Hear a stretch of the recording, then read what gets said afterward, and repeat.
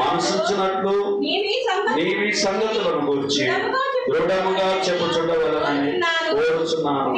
ఇవి మంచివి మనుషులను ప్రయోజనకరమైనవి ఉన్నవి కానీ.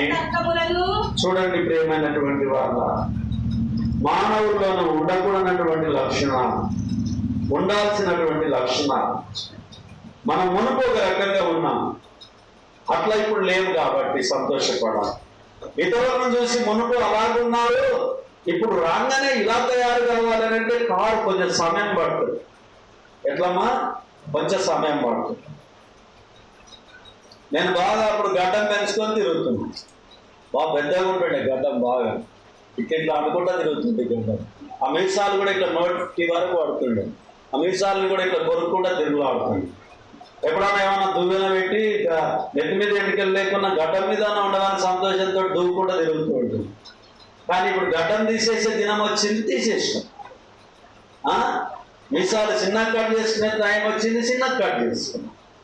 అంటే మన తప్పిదములను ఏమైనా ఉంటే, దేవునికి అనుకూలం కానిటువంటి విషయాలు ఏమైనా ఉంటే, ఉదాహరణకు నేను ఆ మాట చెప్పుకుంటున్నాను. కానీ మనలో ఉన్నటువంటి లోటుపాటలు, జగడాలు, అల్లరి, దేవునికి అవిధేయత కలిగినటువంటి ఆశ్రయాలు ఏవైనా ఉంటే మనం ఏం చేయాలి? తీసివేసుకోవాలి. రోమీలకు రాసిన పత్రిక 5వ అధ్యాయం 5వ వచనం. రోమ 5:5. రోమ 5:5.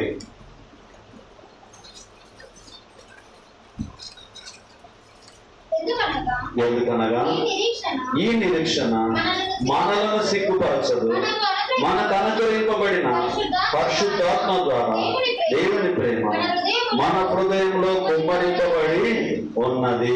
మన హృదయంలో ఏమైందమ్మా? కుమ్మరింప, దేవుని కృప కుమ్మరింపబడి ఉన్నది. కాబట్టి మన జీవితంలో ఉన్నతమైన ఆలోచనలు కలిగి ఉన్నతంగా జీవించాలి. మలాకి 3:10 చూద్దాం ప్రియులారా. మలాకి 3:10 చూద్దాం.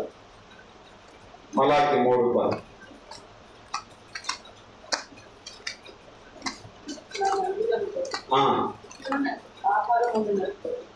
నా మందిరంలో ఆహారం ఉండునట్లు 10వ భాగమంతయు ఏం చేయమంటున్నామా? మందిరంలోకి 10వ భాగమును ఆహారం ఉండునట్లు తీసుకొని రండి అని అంటున్నాం. కానీ మనం ఏం చేస్తాం? చాలాసార్లు దొంగతనం చేస్తాం దేవుని సొత్తును. నేను కూడా చేస్తాను, ఇంకా కొంతమంది ఎవరైనా చేస్తాం.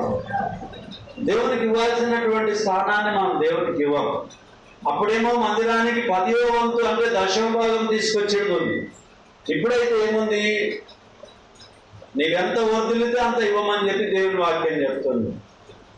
అయితే వర్ధిల్లిన కొలది మీరు ఇవ్వండి అని అంటే ఏమనుకుంటున్నా అంటే ఇచ్చినా నడుస్తుంది, ఇవ్వకపోయినా నడుస్తుంది అని మనం అనుకుంటాం.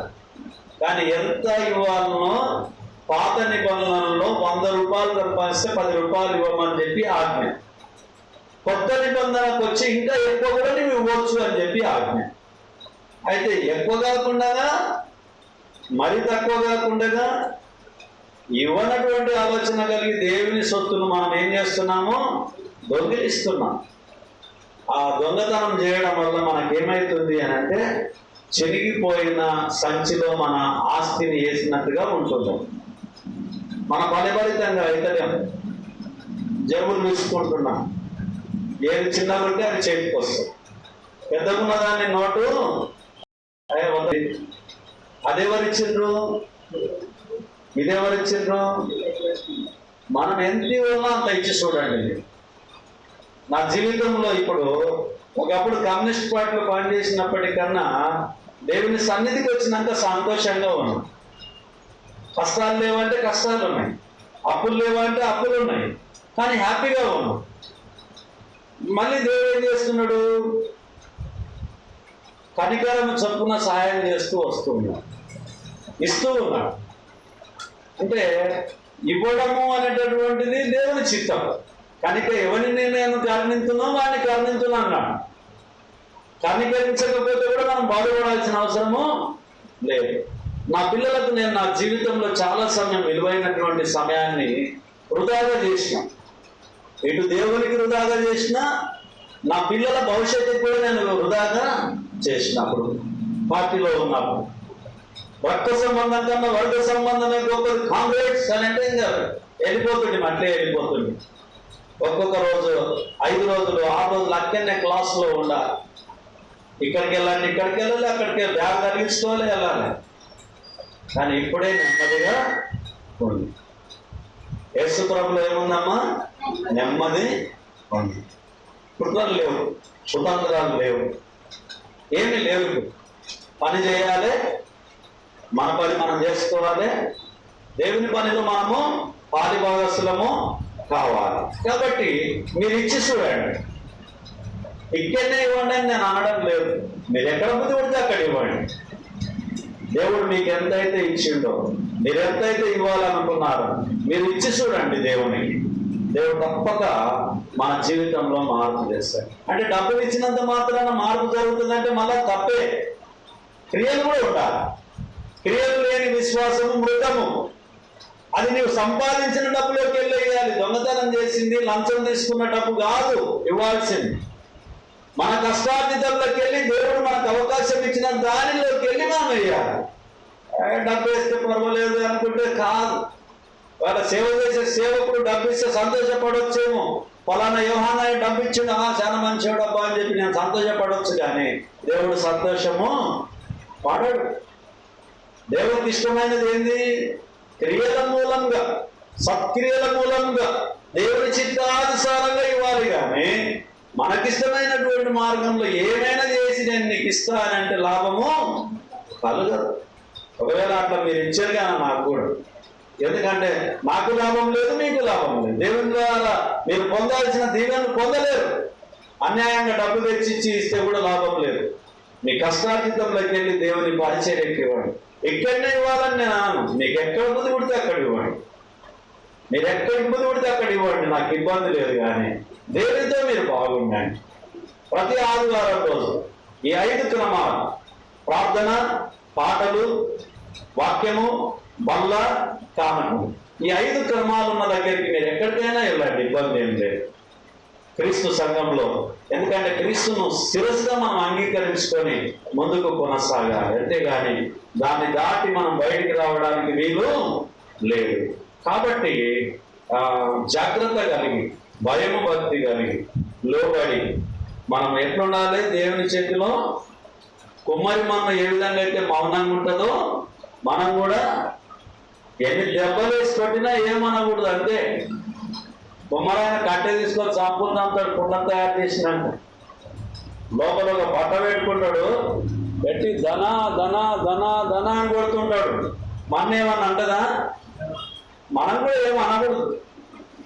మనల్ని సృష్టించిన దేవుడిని ఎదురవడానికి మనకు అధికారము లేదు.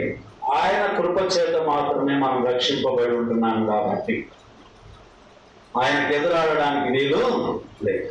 శ్రద్ధగా వాక్యం విన్నందుకు మీ అందరికి ప్రభునామమున వందనాలు. చిన్న ప్రార్థన చేసుకుందాం.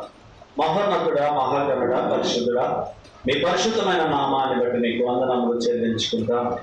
ఇదిగోనైనా కుమ్మరి వారి చేతిలో మీరు ఏ విధంగా అయితే అధికారం ఇచ్చి ఉంటున్నారు, మీ చేతిలో మేము ఉన్నాము, మీ అధికారం కింద మేము ఉన్నాము. మీరు ఏది ఇస్తే మేము అది తీసుకోవడానికి సిద్ధంగా ఉన్నాము. నాయన బాధ అయినా, వ్యాధి అయినా, ఏదైనప్పటికీ నాయన మీ చిత్తమే అనేటటువంటిది మేము గ్రహిస్తూ, సహిస్తూ, భరిస్తూ ముందుకు కొనసాగడానికి శక్తిని, బలాన్ని మాకు అనుగ్రహించమని ప్రార్థిస్తూ ఉంటున్నాం. నాయన సన్నిధికి వచ్చినటువంటి మా ప్రియ సహోదరి సహోదరులను, అక్క చెల్లిను, అమ్మ నాన్నలను నాయన మీరు దీవించి ఆశీర్వదించమని ప్రార్థిస్తూ ఉంటున్నాం. వాక్యాన్ని శ్రద్ధగా విని నాయన వారు విడిచిపెట్టకుండగా, బోధించి నేను విడిచిపెట్టకుండగా జాగ్రత్త కలిగి మా మరణం వరకు నమ్మకంగా మీతో జీవించే భాగ్యాన్ని మాకు సహాయం చేయమని ప్రార్థిస్తున్నాం. మీరు ఎవరినైతే కనికరింపబోతున్నారో సన్నిధికి వచ్చినటువంటి వారిని దయతో కనికరించమని ప్రార్థిస్తున్నాం నాయన. ఎవరైతే తిరస్కరణకు గురవుతున్నారో దయతో కనికరించి ఆ తిరస్కరణ నుంచి కనికరం పొందేటటువంటి భాగ్యాన్ని నాయన ఆ కుటుంబాలకు మీరు దయచేయమని ప్రార్థిస్తున్నాం. ఎన్నో ప్రయత్నాలు చేస్తున్నప్పటికీ ఫలవంతమైనటువంటి ఆశీర్వాదాలు లేక బాధపడుతున్నటువంటి వారిని దయతో కనికరించి మీ చిత్తాన్ని వారి పట్ల నెరవేర్చి నాయన సరి అయినటువంటి జ్ఞానము చేత నిర్ణయం తీసుకొని ముందు కొనసాగడానికి సహాయం చేయమని ప్రార్థిస్తున్నాం. మీ సన్నిధికి వచ్చి నాయన స్తుతియాగం చెల్లించి ప్రార్థనలు చేసి వాక్యాన్ని బోధించుకొని వాక్యాన్ని విని వాక్యాన్ని చదివి బళ్ళలో చేయి వేసి నాయన కానుక పెట్టెలో కానుకలిచ్చి నాయన భోజనాన్ని తినుచుండగా ఆయన మీరు దీవించి ఆశీర్వదించండి. నాయన డబ్బులు ఇచ్చినటువంటి వారిని దీవించండి, ఇవ్వనటువంటి వారిని మీరు దీవించండి. నాయన వారిని మీ చిత్తానుసారంగా కనికరించి కృప చూపించి ఎవరికి అక్కరలు ఉన్నాయో అడుగు వాటికి అన్నిటికంటేనో ఊహించు వాటికి అన్నిటికంటేనో అత్యధికంగా దయచేయగలిగా దేవుడే ఉంటున్నాం. నాయన కుమ్మరి వారి చేతిలో మట్టి అయి ఉంటున్నాం. మేమందరం మమ్మల్ని పోషించగలిగినటువంటి కుమ్మరి వాడిగా మీరు ఉంటున్నారు. నాయన మీ చేతిలో మేము ఉంటున్నాం. దయతో కనికరించి కృప చూపించి మీ చిత్తానుసారంగా మమ్మల్ని నడిపించున్నాం. వచ్చిన ప్రతి ఒక్కరిలో ఏ అవసరత కలిగి ఉన్నారు, ఏ అక్కర కలిగి ఉన్నారు, ఏ వేదన కలిగి ఉన్నారు, ఏ వ్యాధి కలిగి ఉంటున్నారు, ఏ బాధ కలిగి ఉంటున్నారు, చెప్పుకునేటివి చెప్పుకోలేనటువంటి ఆయన దయతో మీరు మాత్రమే సర్వాన్ని ఆయన మా అంతరింద్రియాలను మా సర్వ శరీరముల మీద అధికారం, సర్వ భూమి మీద మీకు అధికారం కలిగి ఉంటున్నారు. ఆయన తలలు మొదలుకొని అధికారాలు వరకు ఏ బాధలున్న దయతో కనికరించి తీసివేసి మీ అందుపైవక్తులు కలిగి జీవించే భాగ్యాన్ని నాకును మాకును ప్రతి ఒక్కరికి మీరు దయచేయండి. యూట్యూబ్ ఛానల్ ద్వారా 214 మంది సబ్స్క్రైబ్ చేస్తారు. 16,700 పైచిలకు నైనా ఆ యూట్యూబ్లో ఛానల్లో ఉన్నటువంటి వీడియోలను 480 వీడియోలను వీక్షిస్తున్నటువంటి మా ప్రియులను నాయన దీవించండి. ఏదైనా లోటుపాటు ఉంటే సరిచేసుకునే మార్గాన్ని మీరు దయచేయండి. ఒక క్షణంలో నాయన నష్టం జరిగేటటువంటి విషయంలోకి వెళ్ళి బయటపడడానికి బుద్ధి జ్ఞానముల చేత నింపి మా ప్రియులందరినీ నాయన మీ కృపలో భద్రపరిచి కనికరించుమని ఈ మనవులు మీ కుమారుడు మా ప్రాణరక్షకుడు నజరేయుడైన యేసుక్రీస్తు అతి పరిశుద్ధమైన నామంలో ప్రతిమాలు అడిగి వేడుకొని ప్రార్థించుచున్నాము తండ్రి. ఆమేన్. అందరికి ప్రభు నామమున వందనాలు.